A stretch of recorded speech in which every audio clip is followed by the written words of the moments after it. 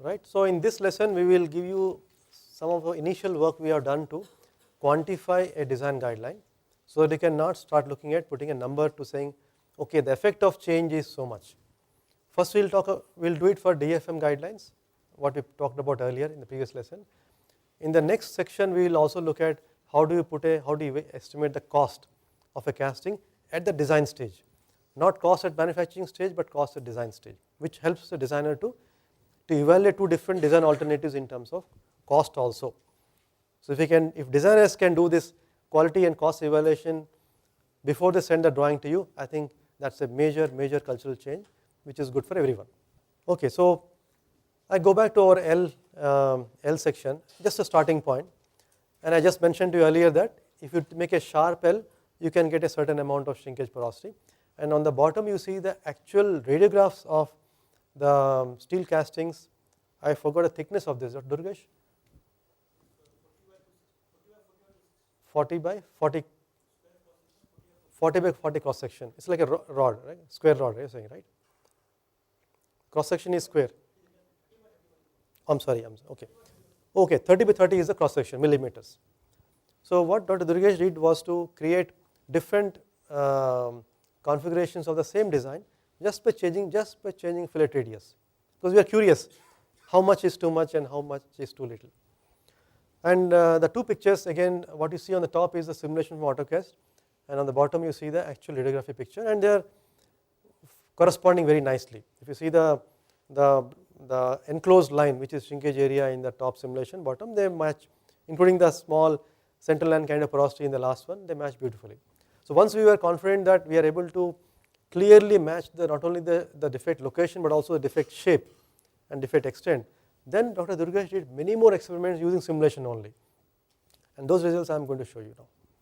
So we looked at number of walls, we looked at the wall thickness, the angle between them, the length of the things, and the inner and outer radius, and now we will see which parameters affect the junction defect in what extent. First let us look at number of walls. Here you don't need to be rocket scientist, we already discussed that the more the junction walls, the more the heat concentration and the bigger the problem is, right? Now how do you read the graph here? The graph bottom is the variable which we are going to plot. The top axis is always going to be same, which is the area, defect area. So you can read different guidelines on the same scale and not going up and down. So what is the reading here? As you increase this about thickness, right, not a number of walls. Okay, as you increase the number of walls, area is increasing, but also as you increase the cross section area, also the defect area is increasing, and you can now precisely measure how much it will increase for a given amount of change. Okay.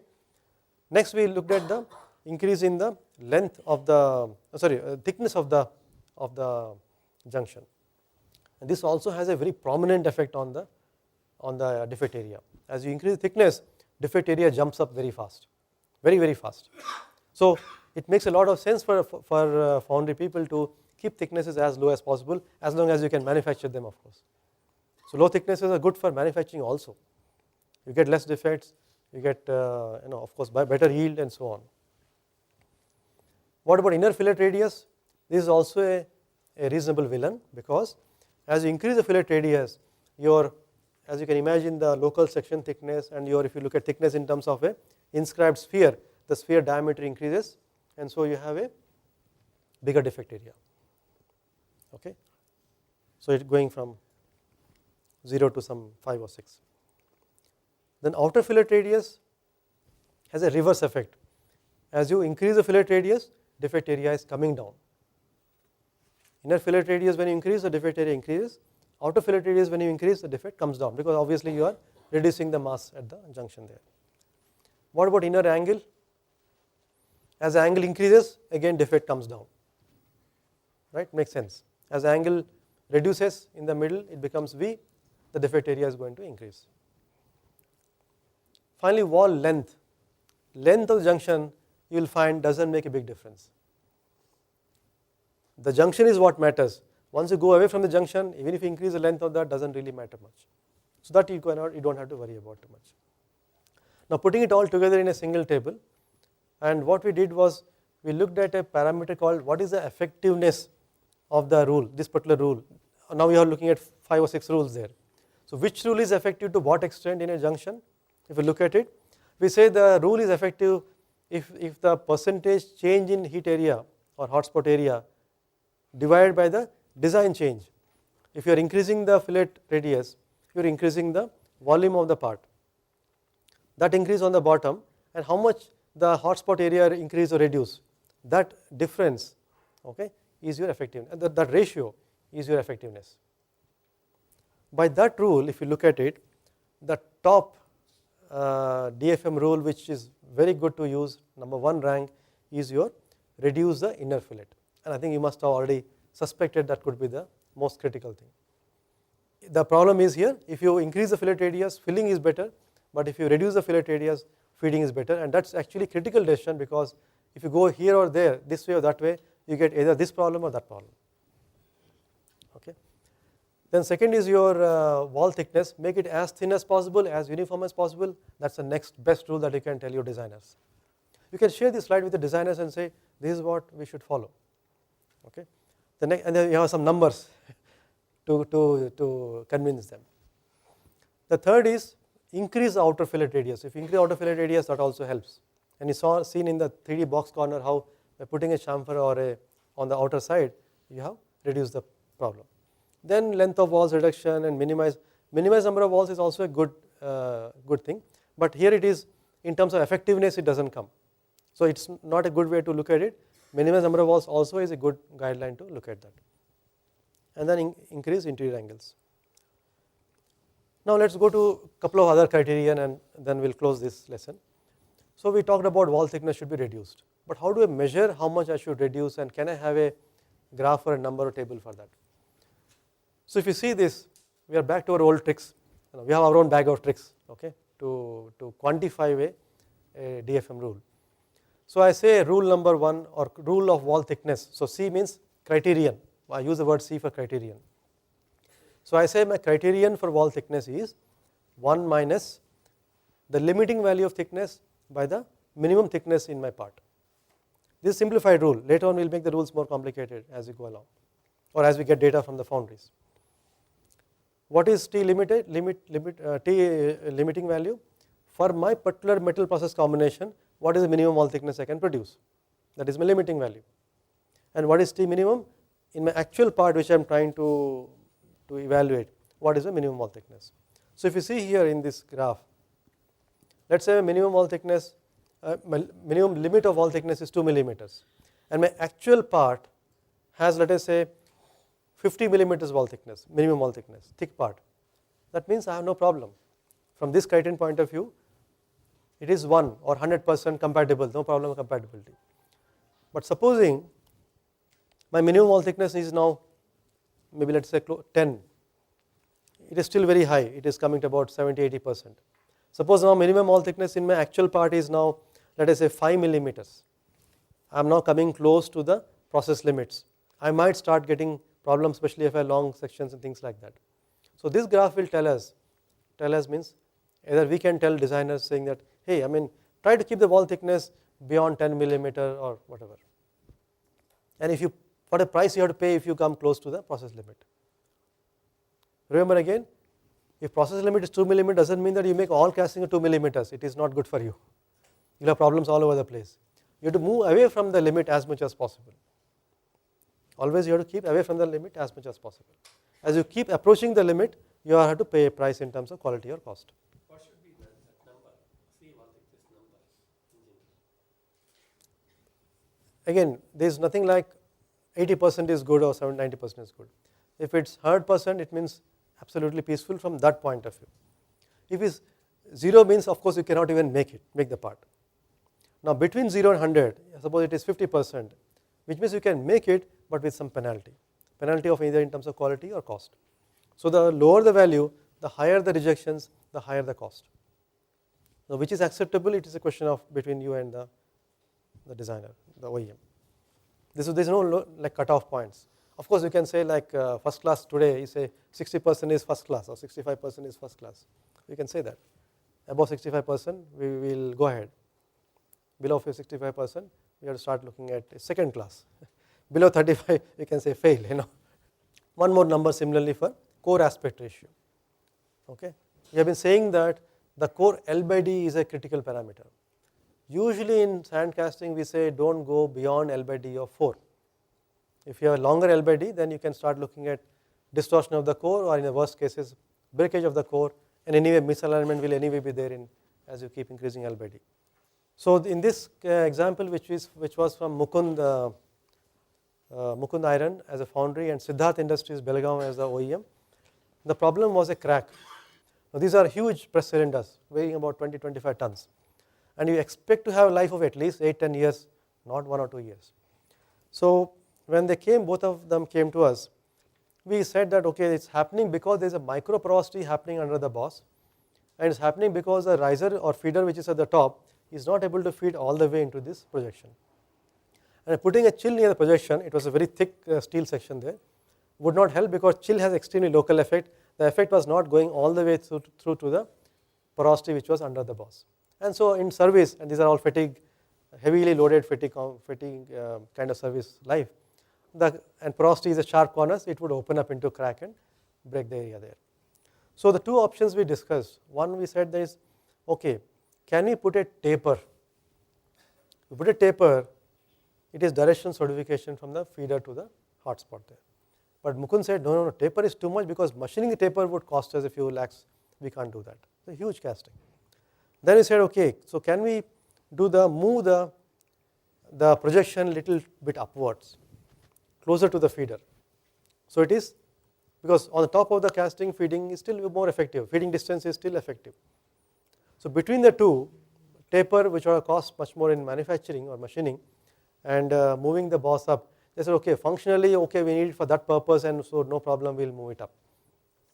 So they redesigned the part, moved the boss up, the projection up, and we resimulated the whole thing and found that it was working fine.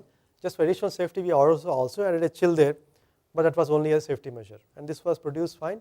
Already this was about 5-6 years back, and apparently there's no problem at all. We finally wrote a paper on that. So it is a successful case study of how designers and foundry people got together, discussed in a friendly manner, and saw what are the possible solutions and implemented a design change which made manufacturability easy. If you see this typical valve, and if you cut a cross section through that, and you have seen yesterday many more cross sections like that, the valve has a thick section somewhere in the middle. If you see this area, you have a thick section on the flange, but here also a junction, and it's a Y junction in a sense. A Y junction coupled with a thick area is creating a hot spot there. The hot spot is there, so what do we do? If you really think about putting a feeder, the only place you can put a feeder was on the outside flange, again on this flange, okay, or at the most you can put here.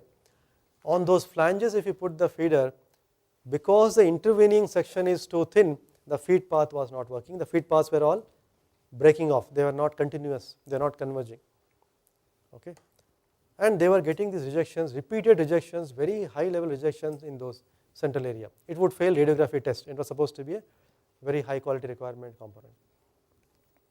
So then we tried a few things. One thing we tried was increasing the wall thickness in between, okay. We also tried a few more tricks. We tried to put a chill in the core, we tried to put a feeder in the core somewhere, we tried many things. But finally what worked well, because they were trying to reduce the weight. In fact the problem happened because they said we want to reduce weight, and some designers said, oh, reduce weight, just reduce the wall thickness all over. So what was working absolutely fine, castings were quite good until then, suddenly started getting rejected. And this you see again classically happening in foundries all the time. Someone wants to save weight, reduce the wall thickness, and then all hell breaks loose. Okay. So when we said increase the wall thickness, they were not very happy. They said no, we are reducing weight, we can't increase weight again. So then we came with a nice innovative solution. Okay, increase the thickness only in that area, in addition add a rib. A rib is like from the feeder to the junction. So wall thickness is there, on the wall thickness we are adding a rib, and that rib plus little change of wall thickness locally took care of the feeding to that hotspot. And adding the rib, actually they were very happy. They said, okay, it will only strengthen my part, no problem, and they were happy about something which also improved functionality and improved manufacturability. But you have to be lucky to be creative to find a solution which appeals to both the sides. Okay. Here is one more example I am really proud about, and if you see in the junction, that is almost like a star junction. You have a plate, on one side you have a rib, on the back side you have a rib in the reverse direction. So it's actually a 3D star junction there. A designer doesn't recognize a junction as junction, but we, because we do DFM all the time, immediately recognize that and said, oh, that's a problem area, and simulation also showed a problem area. Okay, there's no other place to put the feeder. The only thing you can do is to change the wall thickness between the feeder and the hotspot. And G agreed to that. They said, yes, we will do that. And what you see in this picture, let me point out exactly where it was. In this area, this is the thickness. They put the feeder here. This thickness was increased from about 10 millimeters to about 20 millimeters. Extremely local change. It didn't affect the functionality of the part or assembly of the part or anything like that with the rest of the equipment. They're very happy to make the change. After the change we simulated, found that it was going to be right, and then when they actually made the castings, they were literally right first time. And what you see here is the junctions being recognized in a sense. Those red lines are nothing but reducing the 3-dimensional shape to some kind of 2-dimensional and therefore 1-dimensional shape. A line represents the shape, and by looking at how the lines are coming and meeting, we can start putting intelligence in a computer program to recognize the junction. So you can start look, and depending on which section you are seeing different junctions here. Okay, so if you see somewhere in the middle, the bottom left, you see almost a X junction, and you can also see many Y junctions and T junctions. T junction at the periphery.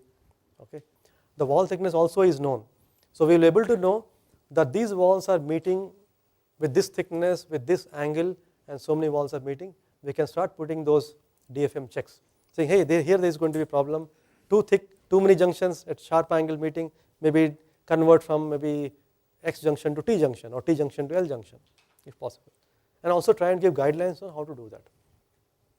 Okay, and eventually put an index to that, and whatever you are talking about indexes, finally give a weighted index. It is like saying that if I go to an hospital and they give me a BP and sugar level and everything else, check of that, or hemoglobin, then of course these days they also give a normal range. They say sugar must be within this and that, BP must be this and that, and so I know that okay, I am borderline diabetes, or I am fully diabetic or less diabetic, or I am within safe limits, whatever. But it doesn't tell me that if my sugar level is off by 20% and my BP is off by 20% and hemoglobin is off by 20, off means off the normal range, is it okay? Which is more critical? Sugar off by 20% can be pretty dangerous, whereas BP off by 20% is pretty normal. So I need to also have a weighted index. Okay, it's off by normal, but the importance of that particular measurement is so much. So if you can have a total weighted index, and the index is 60%, I know I'm 60% healthy. If I'm 100% means I must be Ramdev. Is it? Am I right? Okay. And if I'm 0 means I'm not in this world anyway, I'm in somewhere else. So I can get an index of composite index of health, and we are developing that index, which gives the designer immediately some kind of like total marks. It's like saying that mathematics is more important, and physics is less, and then chemistry is less important. I don't know. I hope there are no chemistry people here who are feeling offended. But for engineers, I would say that would be right. So I'm giving not only total marks, but total weighted index marks depending on, for engineering profession, imagine my high school certificate says, for engineering profession your marks are 80%, for medical profession your marks are 60%. It's a weighted index of that thing.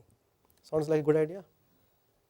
So to summarize, we looked at that we need to quantify the effect of changing the part design in some way. To start with, at least start putting numbers to that, and later on link the numbers to quality or cost.